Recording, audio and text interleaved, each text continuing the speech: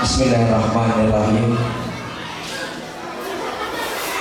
Ibu-ibu, adik-adik, berkompak ino durake wate takbir Palestin dan Allahu Akbar. Takbir Palestin. Takbir.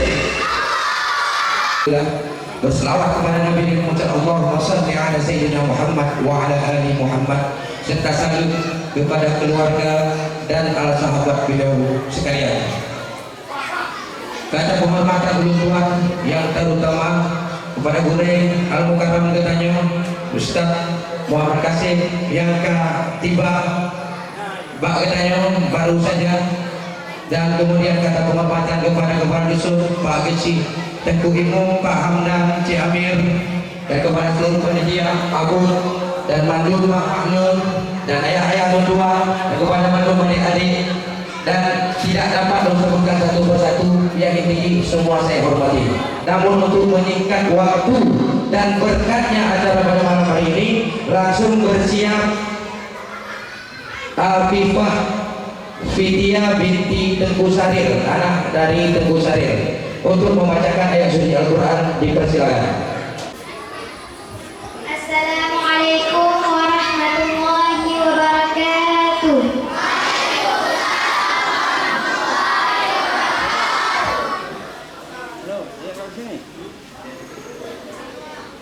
A'udzu billahi minasy syaithanir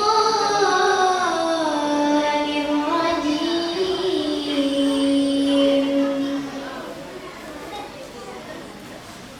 Bismillahirrahmanirrahim.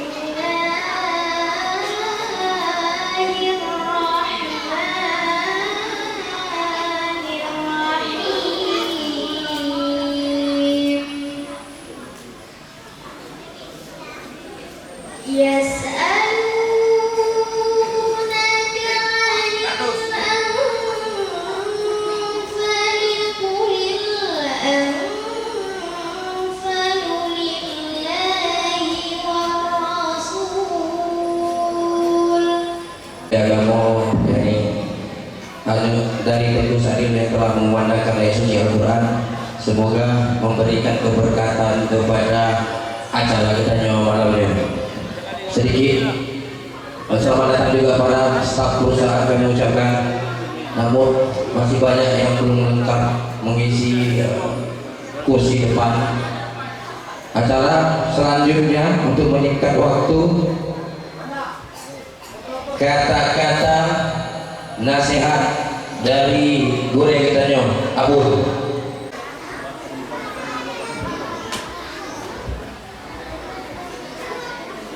Assalamualaikum warahmatullahi wabarakatuh. Alhamdulillahilladzi faddala bani Adam bil ilmi wal amalu ala jami'il alam. Asyhadu an la ilaha illallah wahdahu la syarika lah. Asyhadu anna Muhammadan abduhu wa rasuluh. Allahumma salli wa sallim wa barik ala sayyidina Muhammadin sayyidil mursalin wa ala alihi wa ashabihi wa dzurriyyatihi wa atba'ihi ila yaumiddin. Amma ba'du, ayyuhal hadirun wal muslimun rahimakumullah. Segala puji marilah sama-sama kita persilahkan kepada Allah Subhanahu wa taala, yang mana oleh Allah pada malam yang berbahagia ini yang telah memberikan nikmat, rahmat dan juga maghfirah kepada kita bersama. Maka Baitul Maqdis adalah suatu tempat perjalanan Nabi dari Masjidil Haram ke Masjidil Aqsa sehingga sampai ke Selatan Bahar. Maka doa kita bersama pada seluruh masyarakat atau rakyat Palestina diberi lapang oleh Allah Subhanahu wa taala, karena seluruh umat manusia selalu berdoa kepada Palestina tersebut. Maka hadirin jamaah yang terhormat,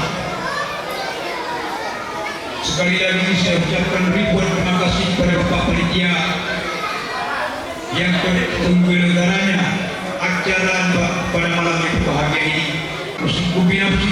Assalamualaikum warahmatullahi wabarakatuh. Warahmatullahi wabarakatuh. Baik, sekali lagi saya ucapkan terima kasih kepada guru kita Abun. Namun untuk lengkapnya acara kita, biarlah Pak Pasaribu menyampaikan kata-kata sambutan beliau untuk malam ini. Beliau mewakili staf dari BSI 1, BSI 2 dan staf pabrik. Kepada Pak Pasaribu, Estate Manager kita persilakan dengan segala hormat. Bismillahirrahmanirrahim. Assalamualaikum warahmatullahi wabarakatuh.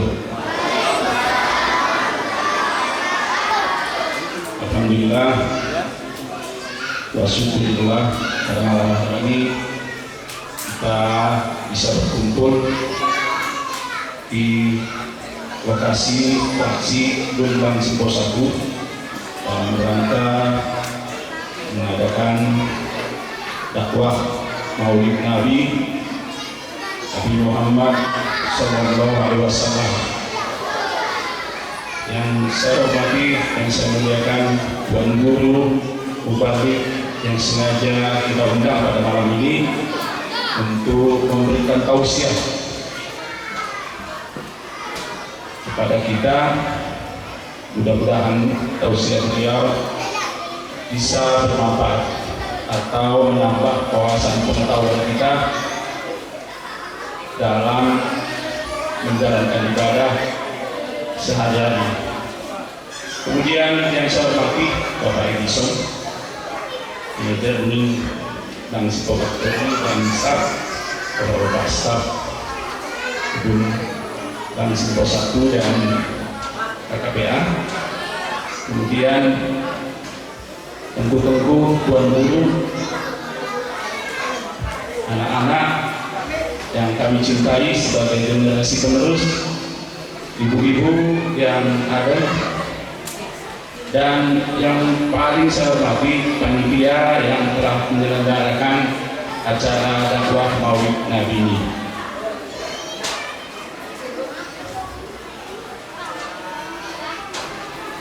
Sebelumnya saya mengucapkan terima kasih sekali lagi. Saya juga baru pulang ya dari dinas Kendari sama seminggu lebih di keselenggaraan acara ini. Mudah-mudahan berjalan sukses. Mudah-mudahan kita senantiasa atau selalu mendapat syafaat dari junjungan kita baginda Nabi Muhammad SAW. Allahumma sholli ala sayyidina Muhammad wa ala ali sayyidina Muhammad. Sebagai pimpinan saya menekankan kepada panitia atau karyawan yang masih di luar, kiranya kesempatan ini dipergunakan sebaiknya untuk mendengar tausiah-tausiah, karena ini sifatnya dakwah, bukan pasar malam. Kemudian anak-anak kami harapkan dengan tenang, ya, duduk santai, ya, supaya bisa ada yang dibawa pulang, ya. Nah, kemudian kita bisa menambah wawasan dan pengetahuan. Perlu saya sampaikan pada malam ini sedikit istimewa, ya. Kita masih bisa malam ini duduk bersama, sementara saudara muslim kita di Palestina dihantui, ya, dihantui oleh perbuatan jahil dari kaum Zionis Israel yang tidak ada kemanusiaannya, ya, di mana di zona-zona yang dilarang digempur, rumah sakit, penduduk, anak-anak, orang tua sama rata, ya. Kita doakan mereka, semoga mereka semua diberi kekuatan, ya, dan bertempur mempertahankan Al-Aqsa, akidah Islam, diberi predikat sahih, ya, sebagai sesama muslim kita dari sini selain menyumbangkan dana, kita bisa mendoakan supaya Masjid Al-Aqsa tetap berdiri di tanah Palestina sebagai tanah kelahiran Nabi dan Rasulullah. Saya kira itu aja yang saya sampaikan pada malam ini. Mudah-mudahan Dengan ada acaranya dakwah ini bertambah iman kita, ya, bertambah pengetahuan kita, makin kuat ibadah kita. Saya sudahi, wabillahi taufiq wal hidayah. Assalamualaikum warahmatullahi wabarakatuh. Waalaikumsalam warahmatullahi wabarakatuh. Terima kasih kita ucapkan kepada Bapak pimpinan perusahaan mewakili dari Bapak Mas Ibu yang telah menyampaikan beberapa kata nasihatnya ini tingkatkan ketakwaan. Banyak kedapatan karyawan mungkin yang masih belum sholat Jumat di hari Jumat. Itulah tadi bicara tentang Palestina. Di sana perang, di sana di antara peluru dan granat mereka masih tetap mendirikan sholat. Namun kita cukup disayangkan di keadaan cukup damai kita tinggalkan sholat. Baik, untuk meningkat waktu langsung saja grup sholawat badar dari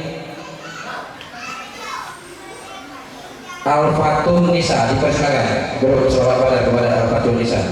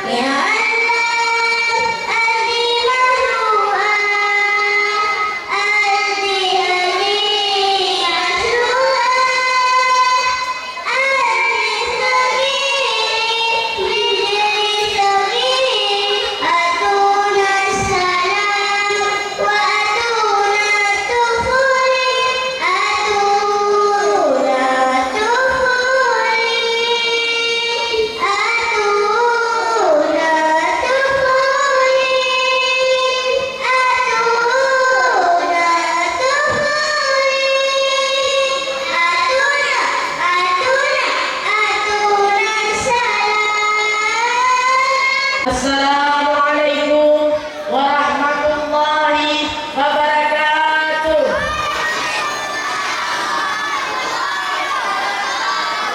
Dengan cakura ibu kale,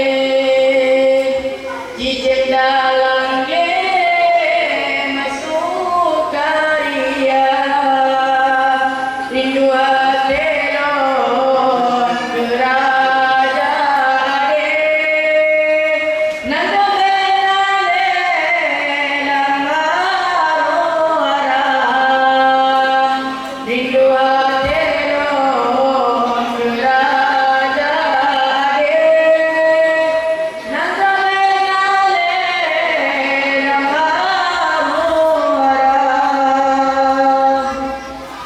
rindu kenang gratis sagaan, rindu pimpinan yang bijaksana, rindu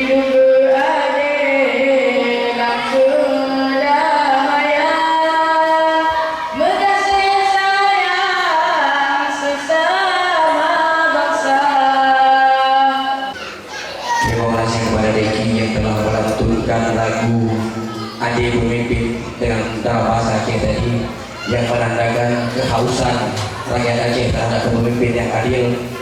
Dan dengan berakhirnya kasidah Deki tadi, maka sampailah kita di acara puncak pada malam berbahagia ini, yakni dakwah Islamiyah menyambut Maulid. Namun karena pendakwah kita malam ini yang kita kenal di YouTube yakni Tengku Kasim, yang diantaranya wedangan beliau BO Nanggrau ini pemimpin kubur namanya kau yang dimunculkan, itulah diantaranya tadi. Dan nanti bebas untuk Tengku Kasim apapun bahan, tidak menyangkut dengan Maulid sekalipun untuk Tengku Kasim bebas, karena kita sepertinya malam ini seperti kedatangan fan yang kawinnya tak lupa media sosial, malamnya gaduh tengok kitanya. Namun bacut gue kepada penyumbang tadi, ubena masyarakat dalam ke berberkat sumbangan rono, kepada sumur minyak dalam ke Pak Gureng berulang menjadi dan kepada seluruh CV yang akan menyumbang berlebih lelah rezeki dan ngajak menyumbang dulu, dan kepada caleg tarap bermenang karena sumbangannya adalah harapan, tapi untuk Palestin lo selaku protokol malamnya abeh juga lo karena kali lo sampaikan mandum dan kali lo lebih mandum ubena tata tertib acara, masuklah kita jawab kepada acara puncak yakni dakwah Islam yang disampaikan oleh Tengku Kasim Mengkaluar. Dipersilakan kepada Tengku Kasim dan lo undur diri. Wabillahi taufiq wal hidayah. Wassalamualaikum warahmatullahi wabarakatuh.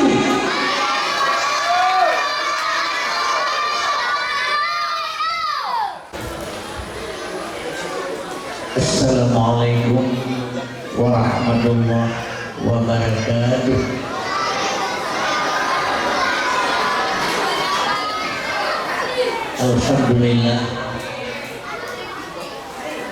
Alhamdulillahirabbil alamin wa bihi nasta'inu ala umuri waddin. Asyhadu an la ilaha illallahul khaliqul haqqul mubin wa asyhadu anna Muhammadar Rasulullah shadiqul wa'dul amin. Allahumma shalli ala sayyidina Muhammadin awwalin wal akhirin wa ala alihi wa ashabihi ajma'in. A'udzu billahi minasyaitonir rajim. Bismillahirrahmanirrahim. Laqad kana lakum fi Rasulillahi uswatun hasanah. Shadaqallahu adzim. Tidak ada kata yang lebih indah. Hanya selalu kita mengucapkan puji syukur kepada Allah Subhanahu wa Ta'ala, yang mana oleh Allah masih memberikan kesempatan kepada kita bersama, panjang umur, sehat badan, sehat pikiran, ringan langkah, lapang dada, senang hati, sehingga dapat kita melangkah atau menuju ke tempat yang berbahagia ini, yang tidak ada lain hanya tujuan untuk merayakan hari kelahiran, membesarkan hari kelahiran Rasulullah Sallallahu Alaihi Wasallam. Kemudian selawat dan salam jangan lupa juga bisa sampaikan kepada Nabi Muhammad Rasulullah Sallallahu Alaihi Wasallam yang telah membawa umat manusia kepada alam neraka dan alam neraka kepada alam surga, yaitu alam jahiliyah kepada alam Islamiyah, juga kepada al dan sahabat beliau, keluarga beliau sekalian. Karena atas kerjasama para sahabat dan Rasulullah, sehingga tegaklah kalimatul haq, yaitu kalimah la ilaha illallah Muhammadur Rasulullah, sebagai anak kunci daripada pintu masuk surga. Kemudian salam sejahtera juga jangan lupa kita sampaikan kepada para ulama mutaqaddimin dan ulama-ulama mutaakhirin serta yang muktabar yang masih ada 1-2 orang lagi sebagai lampu penerang bagi kita untuk menunjukkan jalan siratan mustaqim kepada kita yang masih hidup sampai saat sekarang. Sesuai dengan hadis Rasulullah, al-ulama warasatul anbiya, ulama itu sebagai pewaris daripada nabi. Hadirin yang saya muliakan, sebelum saya masuki dalam pembicaraan selanjutnya, terlebih dahulu saya mengucapkan salam penghormatan saya kepada pimpinan perusahaan dan staf-staf semuanya, baik yang hadir kemari atau yang tidak, dan penghormatan saya juga kepada Bapak Kepala Dusun beserta staf keamanan lainnya yang ada di sekitar kebun P3 ini. Penghormatan saya juga kepada ibu-ibu dan bapak-bapak yang telah hadir, yang telah menyumbangkan waktu untuk datang pada malam hari ini yang hanya satu tujuan, untuk mengharap kepada Allah Subhanahu wa Ta'ala. Penghormatan saya juga kepada panitia pelaksana acara yang telah bersusah payah mengorbankan harta dan tenaga untuk terlaksana acara pada malam hari ini. Penghormatan saya juga kepada protokol yang telah memberikan waktu kepada saya bertindak sebagai pendakwah.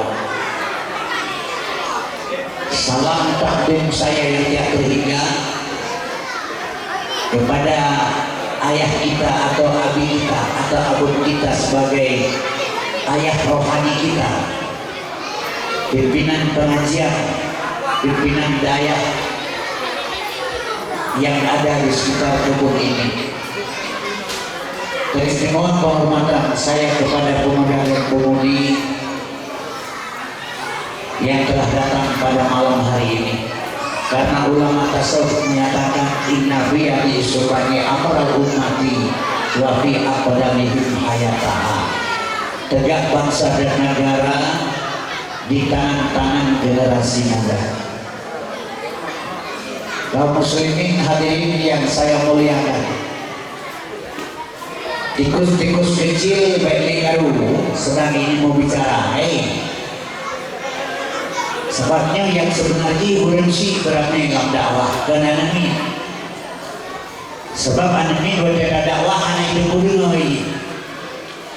Jadi guru lain dalam dakwah, hasil dakwah itu disalur kepada anak-anak di rumah yang perlu.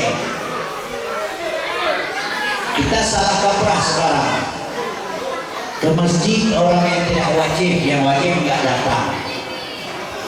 Kunjungan dakwah yang lebih penting orang dewasa, bukan anak-anak, karena dia nggak ngerti apa yang kita bicarakan. Tengok.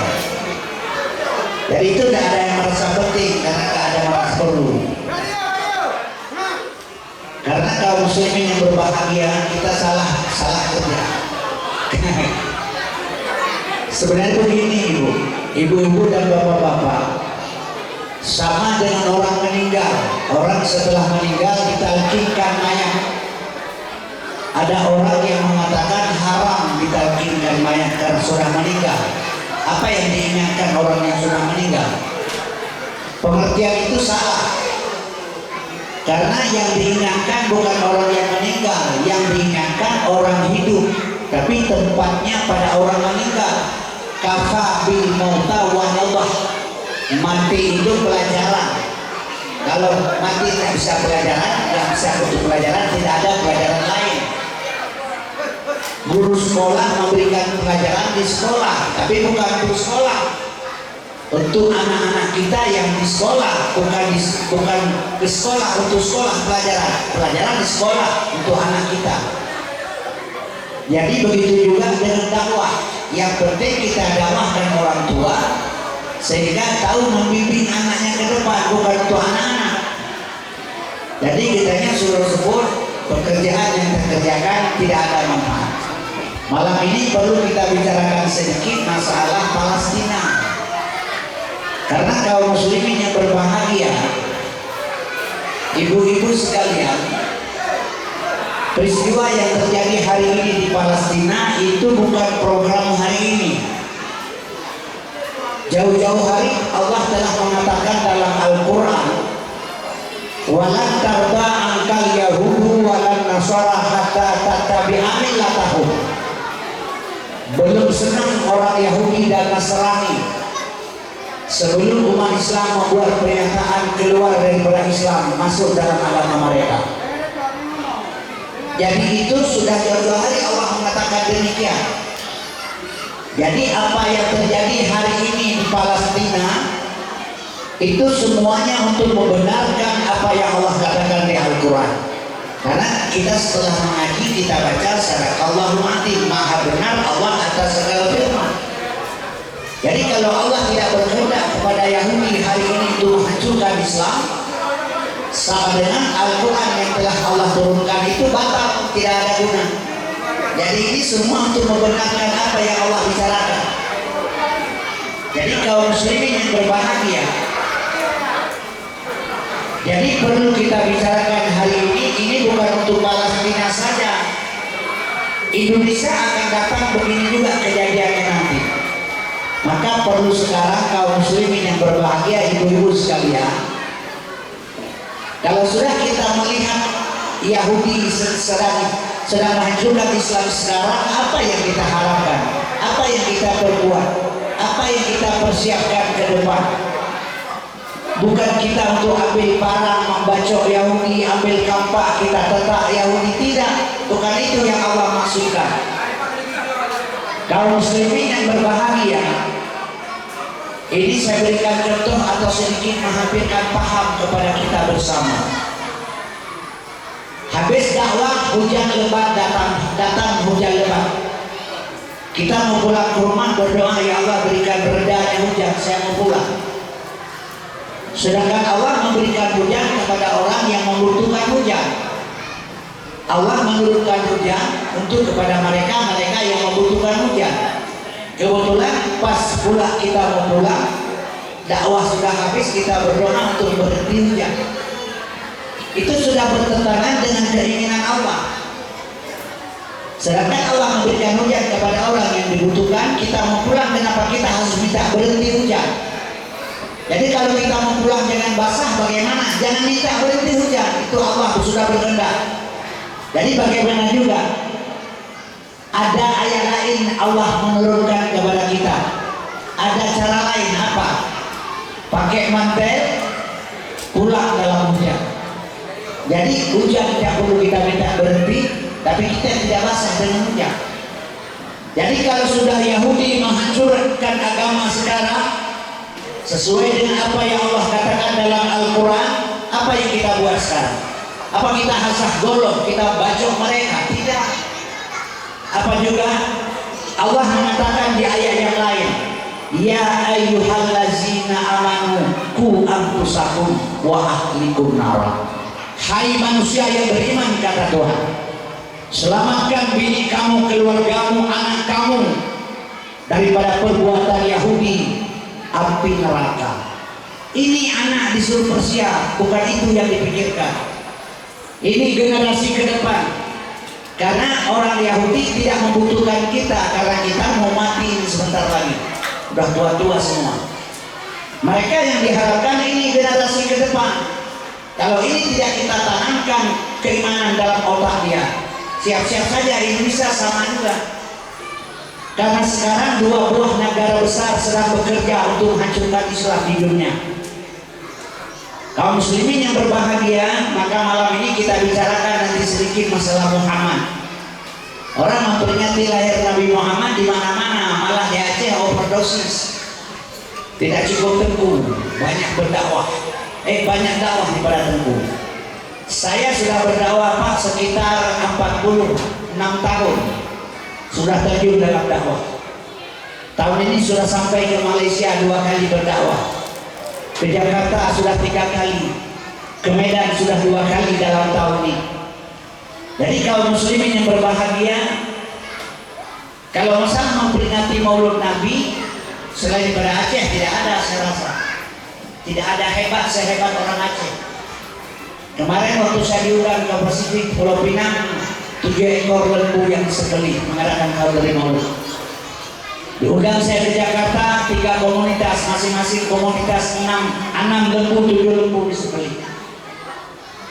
Disantun anak yatim sampai hampir 500 orang. Jadi geger kalau ditengok orang lain. Kaum muslimin yang berbahagia, saudara-saudara, ibu-ibu sekalian, kalau masalah memperingati lahir Nabi Muhammad memang diakui dunia Aceh nomor 1. Tapi yang kita sesalkan sekarang bukan masalah itu. Apabila kita sudah mati semua, sudah tua-tua, ini sudah kiamat dunia.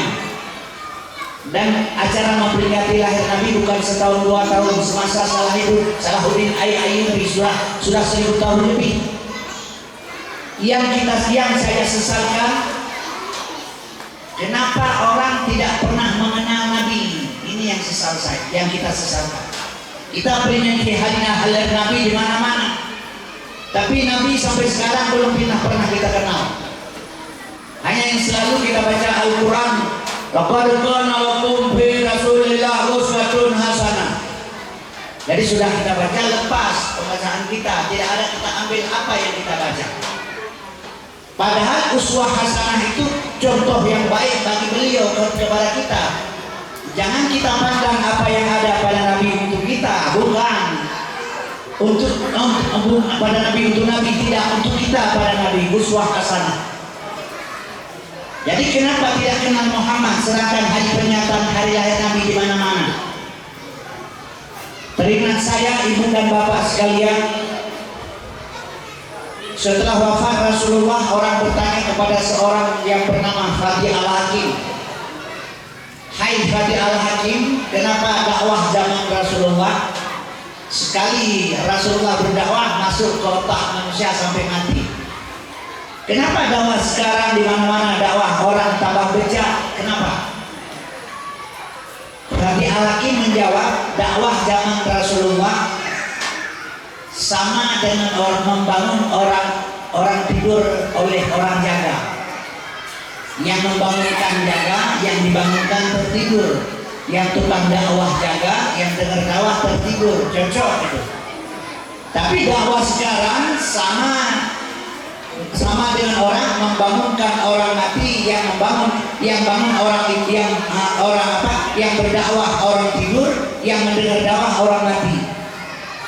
Jadi sama mereka berdua. Jadi kalau dalam bahasa Aceh yang dikatakan sabar dengan rumah besar semalau Buddha yang kaklo yang Buddha, sama orang lain dengan yang kejar.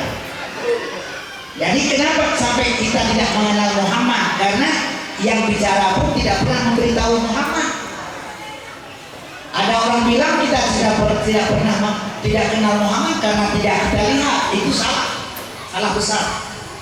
Orang bilang kami tidak melihat Muhammad, bagaimana kita mengenal Muhammad? Salah besar. Saya lahir dari kandungan ibu saya buta. Kemudian sudah besar, bapak ambil cabai masukkan ke mulut saya. Bapak tanya kemudian, "Pak Ustaz makan apa?"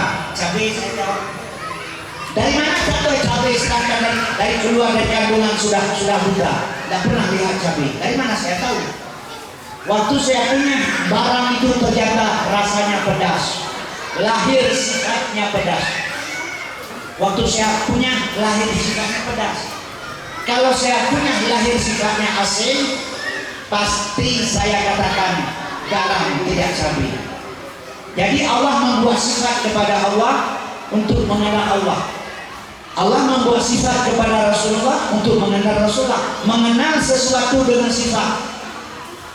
Jadi di mana benda itu sekarang? Asyhadu an la ilaha illallah. Dalam kalimat 5 sifat Allah. Wujud, kidam, baka, mukhalafatu, qiyam, bina bersih.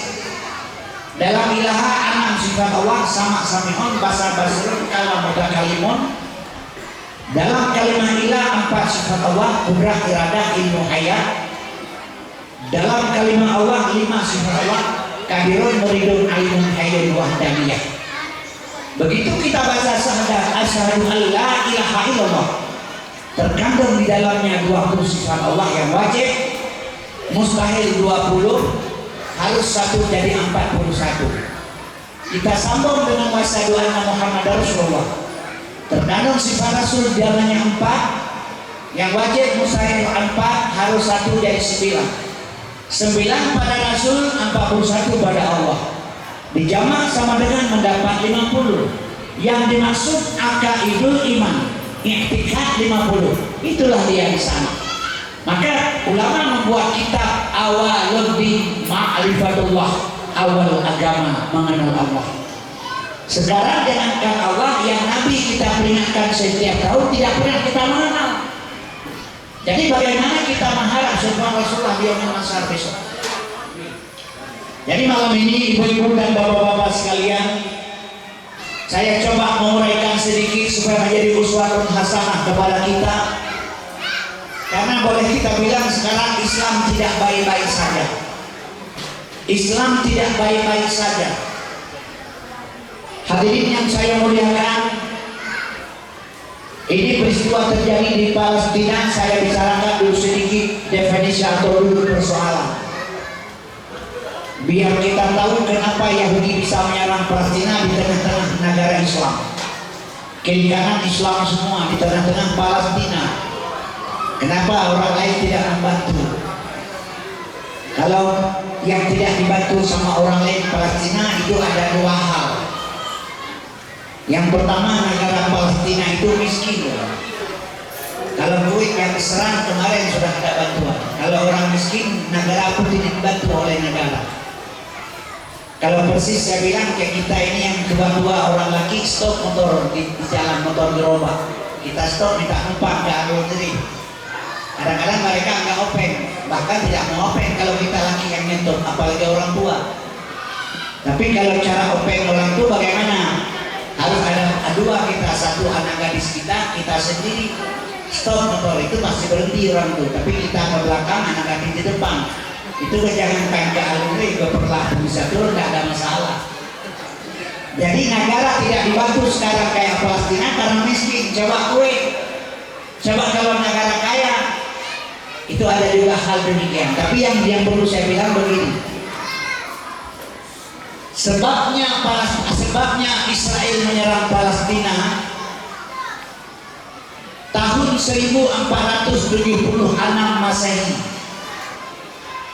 Waktu itu berangkat Saud S-U-S-A-U-D, Saud itu marga. Sekarang dikatakan Saudi Arabia. Itu Saud Arabia, Saud itu marga. Berangkat si Saud waktu itu seseorang dengan Muhammad bin Abdul Wahab, anak daripada Imam Hambali. Mereka berdua berhadapan dengan Inggris dan Amerika. Dikatakan kepada Amerika dan Inggris, kau tolong bantu kami.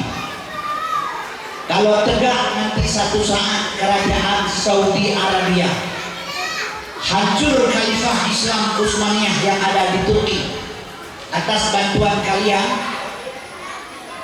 Palestina nanti kami kembalikan kepada ibu kota Yahudi. Saud membicarakan kepada Yahudi, kepada Inggris dan Amerika 1476 Masehi, kalau kalian membantu kami tegak atau berdirinya kerajaan Saudi Arabia, hancur khalifah Islam Utsmaniyah Turki, kami kembalikan Palestina sebagai ibu kota Yahudi. Itu sudah diikrar. Maka Inggris dan Amerika dibantulah si Saud dan Imam Hambali. Ringkas cerita kita bicarakan ibu-ibu, bapak-bapak, hancurlah Khalifah Utsmaniyah Turki, tegaklah kerajaan Saudi Arabia atas bantuan Inggris dan Amerika. Kemudian kaum muslimin waktu tegak pertama, hari kerajaan pertama tegak di Arab Saudi, mereka bekerja pertama berangkat ke Karbala, di mana umat Islam sedang pergi ke kuburan para sahabat Rasulullah, sedang berselawat di sana. sedang berziarah kubur di sana. Datang mereka, dikupas kulit kepala, dipotong lidah, diperkosa anak gadis, diambil harta. Halal darah orang itu dibuat oleh Raja Sa'ud yang telah berkuasa di Saudi Arabia. Kenapa? Mereka memurnikan tauhid, dianggap orang berselawat dan kekuburan itu orang musyrik, halal darah. Kemudian kaum muslimin seluruh kuburan para sahabat dibongkar. 60.000 makalah yang dibuat oleh Rasulullah belum menjadi kitab dibakar oleh mereka. Kuburan Rasulullah dibongkar juga. Nampak di mata beliau, di mata mereka, tulang sabit berbalut emas murni di kuburan Rasulullah. Padahal tidak ada, sampai sekarang tidak ada. Selamat kuburan itu tidak dibongkar sampai sekarang. Kaum muslimin setiap jamaah haji datang setahun sekali, baik dari Indonesia, dari Malaysia, dari Mesir, dari mana-mana, berpuluh ribu dibunuh sama mereka. Kaum muslimin berbahagia. Hadirin yang saya muliakan, tanggal 31 bulan 12 tahun 1926 dibuat pertemuan 11 orang kiai di Surabaya, dari Jombang, dari Sulawesi, dari Kudus, dari Surabaya.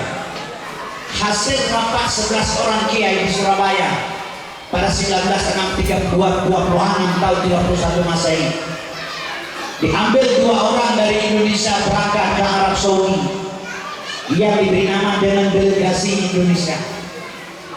Berangkat ke sana 2 orang, di sana bertemu dengan umat Islam yang ada di seluruh dunia, bertemu di Arab. Dikatakan konferensi Islam sedunia. Beliau orang-orang itu berhadapan dengan Raja Sa'ud. Apa yang orang itu minta kepada Raja Sa'ud? Orang Islam mengatakan kepada Raja Saudi Arabia, Mekah Madinah bukan orang Arab punya. Mekah Madinah punya orang Islam. Berikan kebebasan umat Islam setahun sekali waktu datang berjamaah haji kemari. Kebebasan bisa pakai mazhab. Kalau saya Syafi'i pakai Syafi'i, kalau orang lain Hambali bisa pakai Hambali. 4 mazhab bebas. Tolong berikan kebebasan. Jangan siksa, jangan bunuh orang pergi ke kuburan Rasulullah. Seandainya Raja Arab waktu itu tidak diberikan kepada permintaan orang itu, hari itu perang besar-besaran Islam dengan Arab. Karena mereka tidak, orang Arab, saudara-saudara, orang itu tidak pakai mazhab, orang Wahabi. Jadi kaum muslimin yang berbahagia, hadirin yang saya muliakan, inilah kalau boleh kita ambil atret ke belakang, Yahudi, Amerika, Arab, orang itu satu kakek, adik-beradik. Maka diam 1000 bahasa, Palestina selingkuh sampai sekarang. Mudah-mudahan bukan untuk Palestina saja, untuk kita juga, untuk Indonesia juga. Sekarang seluruh negara Islam di mana orang Islam yang sedikit dibunuh sama orang yang bukan Islam. Tidak boleh dinafikan. Ini bukan mengasut. Buka mata lebar-lebar. Indonesia sudah ditentukan dengan Undang-Undang Dasar 45. Undang-Undang Dasar 45 pasal 29 Indonesia ayat 2, Indonesia bebas beragama. Indonesia falsafah Pancasila bagus. Undang-undang dasar bagus, tapi pelaksana kadang-kadang dipersempit umat Islam yang ada di Indonesia. Dibilang orang Islam rongrong Pancasila, padahal yang rongrong Pancasila babi itu di Jakarta. Tapi dituduh Islam. Islam tidak ada aturan Pancasila, lahir Pancasila dalam Islam. Salah satu contoh kesatuan Indonesia, surat Qul Huwallahu Ahad. Dalam Islam semua termasuk sila ketiga kesatuan Indonesia, Jawa, Bali, Maluku, Aceh dan Madura, Kalimantan dan Irian, satu bangsa, Batak, Padang, Bali, Serdang sama juga. Mari sekejap kita menyadapkan Garuda, dia berdiri di atas Bhinneka Tunggal Ika, bertautan dengan Sumpah Pemuda, satu bangsa, satu bahasa dan satu negara. wa'tasimu bihablillah jami'an wa la tafarraqu. Berpegang teguh kamu di mana tali agama Allah, jangan kamu bercerai-berai. Dan di Islam itu kan. Demokrasi juga di Islam. Jadi kaum muslimin berbahagia. Sekarang kalau kita Islam bicara, orang lain merasa pedih, merasa sibuk karena kenapa seolah-olah Islam orang lain. Kalau tidak, coba kita perhatikan sekarang, ini saya berikan sedikit pandangan. Ini sambil kita masuk kepada nanti Uswatun Hasanah Muhammad. Ini malamnya ada sedikit suatu teladan. Karena kita ini penting untuk anak kita, bukan untuk kita. Kita tidak perlu kita mati ini semua. Anak kita mati juga, tapi generasi kaum muslimin yang berbahagia, ibu dan bapak sekalian, di mana orang Islam yang sedikit dibunuh oleh orang Islam sekarang. Contoh Rohingya. Rohingya itu agama